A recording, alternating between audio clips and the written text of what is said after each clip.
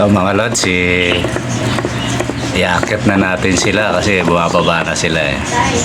Kaya doon na tayo sa taas. Para sa mga kids na to isama na natin sila. Let it bang. Magandang umaga mga lods. Ito yun, mga cocktail natin mga lods. Ayun, siguro iuna ko na yung sa raffle natin bago yung lahat mga lods. Sensya ka na sa boses ko mga lods kasi malamig hindi ko alam kung bakit parang masyadong magalasgas yung kahit si Commander although ganun talaga, malamig Okay mga lods, iuna na natin itong raffle para at least alam nyo anong araw ngayon. Biyernes, Sabado, bukas, Linggo, yun. Bali 2 days na lang mga lods. Kung hindi nasasali yung ngayon 2 days na lang. Tapos kinabukasan kasi pangatlong araw, Lunes, raffle na mga lods. Kaya mag-roll call uli ako mga lods para kung sakali alam nyo na dito yung pangalan nyo. Ito, totally may nadagdag 2. Hindi ko na kung nabanggit ko na si Jomar tapos yung isa yung Lito siguro to Lit Chris Apalit to kasi merong Chris lang. Ito Lit, binaligtad ko para hindi magkalituan. Lit Chris Apalit, yan, taga Apalit yata si Idol. Okay, roll call tayo mga lods. Ito gagawin ko para malaman nyo na andito yung pangalan nyo, tapos kung ilan yung entry nyo. Ayun, kung medyo may namali bawa kulang yung nyo, yung entry nyo. Lods, 10 yung entry ko, ba't 5 lang? Ganun yung kaya nagro-roll call tayo. Tsaka para malaman nyo kung nandito yung pangalan nyo mga lods. Umpisahan na natin mga lods. Alex Amores, yan, 3 yung entry niya. Gary Miklat, yan. Totally ito, nagdagdag siya ng 2 kaya ang entry niya ngayon 5 na. Tapos si Densky Paracali 6. Si Tambutso ni Bebeng 5. Si Charlie Pactod 5. Si Mel Ordoña 5. Alan Barrientos 5. Alex Canlas Marcelino 5. Mark Asedel, Ledesma to mga lods Mark Asedel 5. Arnold Romero 8. Jerome Cabrera 3. Chris, yung ayaw magpabanggit ng pangalan 10. Si Anthony Rex Villador, yan. Rex Abraham, kumbaga 7. Ruel Torsan 1. Rose Bacomo 5. Paul Bonivente 5. Reniel Acoleta 5. Aris Daguhoy 15. 15 kumbaga. Malaking ni Lods.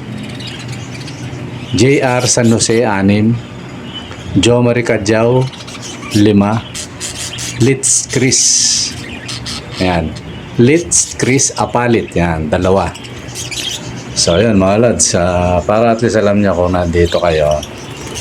So hanggang bukas siguro magro-roll call ako para at least kaya kailangan mga lods lagi kayong manood kasi para kung medyo may na-miss ako, alam niyo mga lods. Totally na yan kung 2 days na lang, hanggang bukas na lang yung mga lods. Yung gustong sumali, hanggang bukas na lang. Tapos, close na natin. Yung Linggo, mag-a-arrange na kasi ako Pero kung umagang-umaga nyo, pag-gising ko, nabasa ko siya yun. Pwede pang humabol. Pero hanggat maaari, huwag yung ganun, lods. Kasi nahaba na ng natin. Kasi baka makagulo yun sa may possible na i-disqualify ko na lang yun, hindi ko na isali kung sakaling sa tingin ko alanganin na mga lods. Kasi minsan nag-upload ako biglang may iwasan natin yung mga lods. So sana hindi ako nagkamali sa ko. Siguro na lang, mapakinggan nyo na lang mabuti yung video mga lods kung tama yung ko. Di bali sumobra yung entry niya, wag lang kumulang mga lods. Pag medyo sobra, wag na kayong kumibo mga lods. Pero pag kulang, kumibo kayo mga lods. Talo kayo ron pag hindi kayo kumibo. Nagkamali ako 5 lang. Nabanggit ko 10. Wag na kayong kumibo siguro. Di ba, no?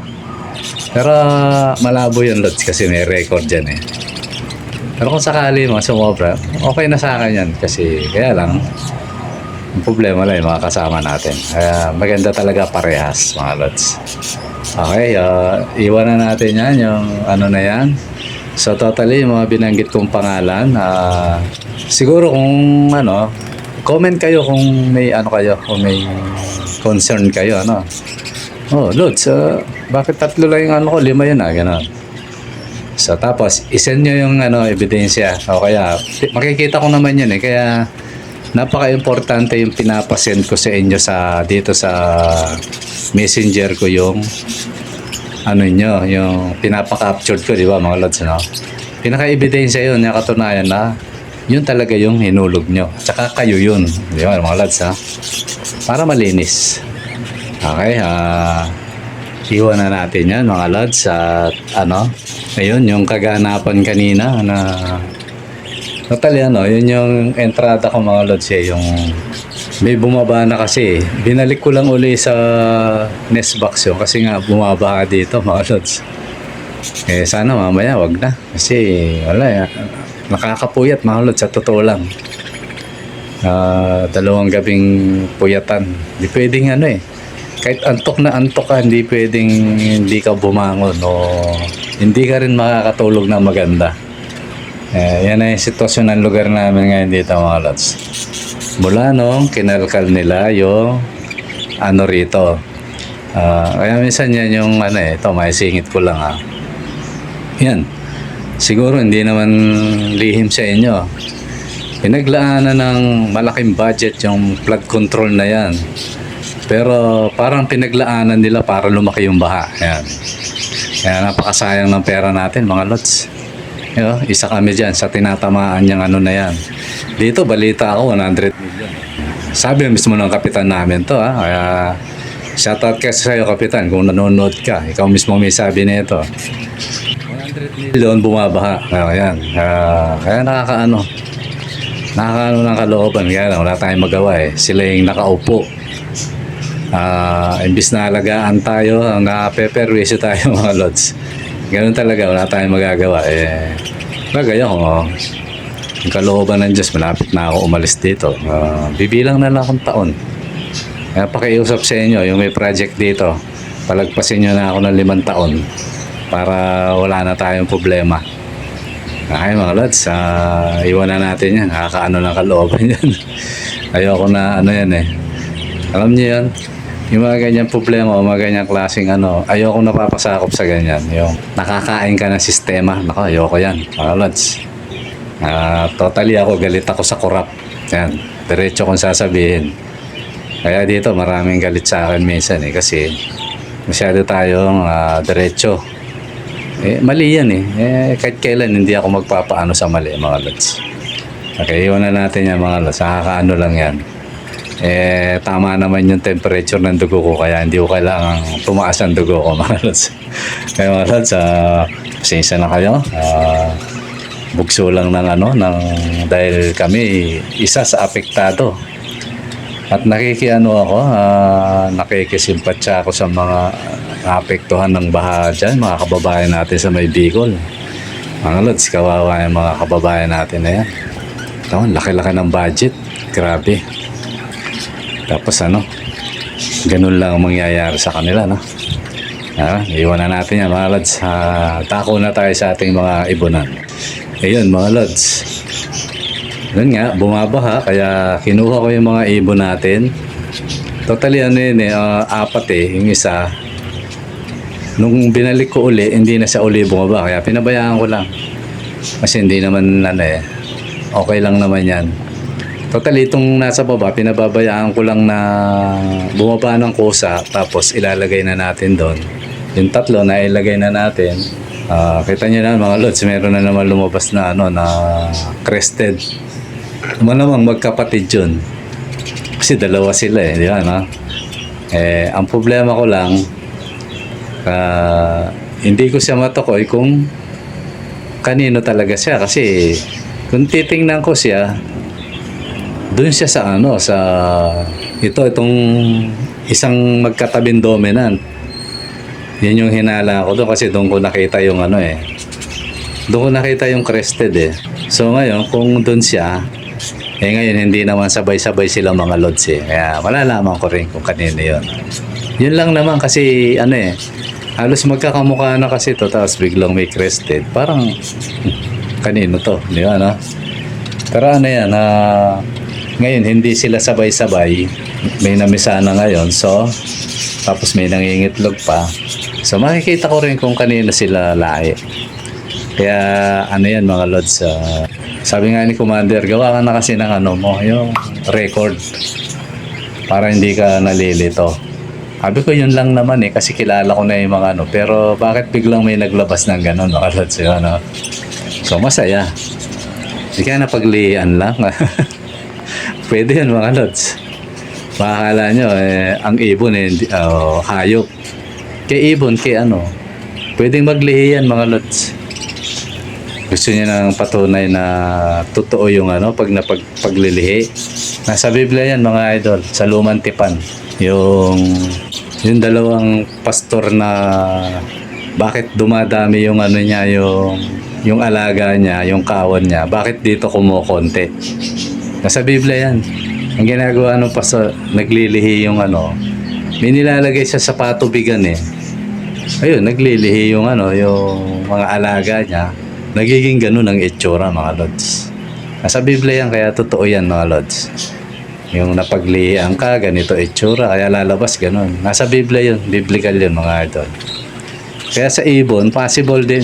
Kaya lang, iniisip ko, saan niya nakita yun? Diba Ako iniisip-isip ko rin yan na pag yung yung pares, maglagay ka ng... Iniisip ko yun may possible na maging ganun yung alaga natin. Kasi biblical naman yan mga lods. Kaya lang, tayo naman, hindi naman natin kailangan minsan ng gano'n kasi nga, kaya naman natin silang makulay. Sa dominant lang, magkakakulay na siya. Kaya, hindi na natin ginagawa. Kaya lang ako nagulat, bakit may crested, di ba? Hindi ako lang naman mahilig manood ng crested. Bakit may lumabas na crested? Di ba, mga lods, dalawa pa. So, yung mga yan, mga lods, hindi natin i-out. Natin yun. Gagawin natin breeder. Sana mabuhay sila. Para sa mga susunod na magpaparapol tayo. Ayun. Kaya minsan, di ba? Sinasabi ko sa inyo na ito, gagawin kong breeder, hindi ko i-out. Kasi nga, mga lods, gusto nating maging yung mga alaga natin. Totally, naiala ko kay lods Naka-oo na ako Totally, yung mga lahat sana ng pulang mata, hindi ko i-out sana yon. Kasi ang gagawin ko, magpa-project tayo ng lacewing. Project lacewing, project red eye, project palo, yan. Ganon. Pero yan ako na kay Lods pinatabi na niya yun. Lalabas pa naman. Tsaka meron naman tayong breeder pa na ganon mga Lods. So yun, ganun yung balak ko. Sabihin, kay puti yan na pula ang mata, kay crimino siya, kay yellow siya. Paparisa natin ng ng iba-ibang kasi ang palo naman, may palo na siya, na cinnamon. Tapos may palo na black yung wings niya, di ba Yung scallop niya black. Diba? May blue, may sky, basta marami yan yung palo Kaya yan ang mga siguro, total, nag-iibon na tayo mga lods. Natapos na tayo doon sa kumbaga, kasi gano'n naman ang pag-iibon mga lods na-reach mo na yung makapagpalabas ka ng malaki. Bagamat hindi naman lahat sila lumaki, pero at least na yung nasa mo na nangyari na. Tapos nakapagparami na rin. Diba, Tapos yung mga kulay na gusto mo na, ilabas mo na. So, pa-project ka talaga mga lods. Kahit ayaw mo. Kasi ako dati, magparami lang, okay na Tapos malaki yung size. Nagawa ko na mga lods. So, naman tayo ngayon? Operation naman? Lacewing. at saka palo. Kaya yun ang ano natin. Pero matagal pa kasi dito ako kumukuha mga lods sa sa mga ibon natin. Ngayon may kausap ako, si JR. Yan, JR San Jose. Nag-uusap kami nun eh. Hindi ko lang naitanong kung ilang mukhang mga bata pa yung niya eh. Gusto niya yung mga kits natin. Ngayon, nakita ko yung niya. Nakita ko yung mga kits niya. Totally yan, pang-project din ako ng iba galing sa ibang ibon. Kasi ako nag-project ako dito lahat sa akin yan eh, yung mga binili ko. So ngayon, testing ako ng sa kanya. Hindi ko alam kung parehas lang yun sa akin tsaka sa kanya kasi para malabo kasi yung cellphone niya eh. Kaya kung nanonood ka Lods, sana i-send mo sa messenger yung yung malinaw. Labas mo siya, ilagay mo sa tamang liwanag yung mga kits mo. Ayun, para pag tayo, nag-swap tayo makita ko ng so yan Lods, pag chat din kita. Okay yun mga Lods, ang natin. Di naman ganong kasi nagano lang naman ako. Tsaka hindi tayo masyado makano dahil tag-ulan mga Lods. Yun lang, in-update ko lang yung natin, yung sa raffle kasi malapit na mga Lods. Malapit na siya. Kaya yung gustong humabol, habol pa kayo mga Lods. Yeah. Sensya na kayo sa boses ko mga Lods, parang makate yung boses ko. Parang kada salita ko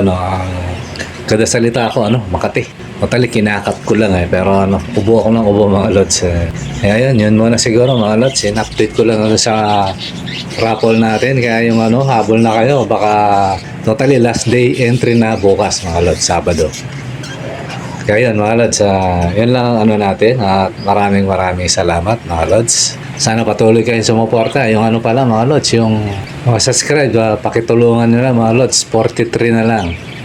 Paghati-hatian nyo na yung mga Lods sa mga anak nyo, yan, may mga cellphone, kaibigan nyo.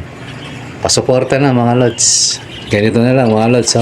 Lods, Brad o Tol, pakiano mo nga ito si Lods para diba? Ganun lang mga Lods. Okay mga Lods, maraming salamat. Ngayon pa lang nagpapasalamat na ako sa inyo. Pakisupport mga idol. Okay, sa susunod na lang mga idol. Maraming salamat sa panonood. Bye-bye. At kung hindi ka pa nakasubscribe sa ating channel, mga Lods, mangyaring makahingi ng amot sa iyo.